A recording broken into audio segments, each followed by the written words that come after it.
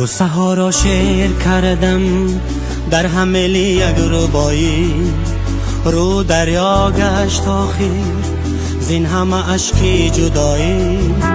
جاده ها سر بسته اما دستهای خسته من جستجو دارند راه در سکوتی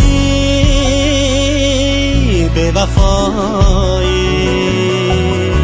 وای از تو، وای از من، وای از این جان و از این تن، وای از مرگی محبت، از هجومی به وفایی.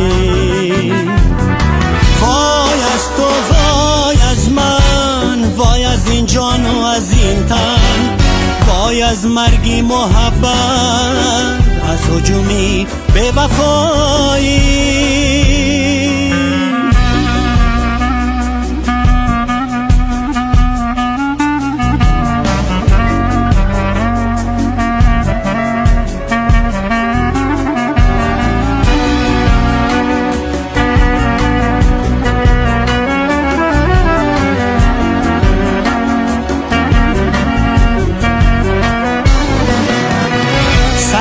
زخمی و اسیرم در میانی پنجه غم، آرزومندم که یابم قدرتی از غم رهایی.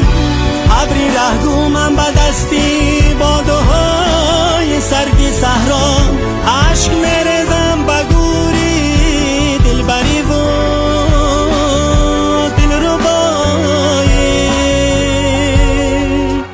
غم درخت این دل من سایه افکن گشت، اما شیله داری غصه هایم در کجایی کجایی. وای از تو، وای از من، وای از این جان و از این تن، وای از مرگی محبت، از هجومی به وفایی. وای از تو، وای از من، وای از این جان و از این تن، وای از مرگی محبت، از هجومی به وفایی،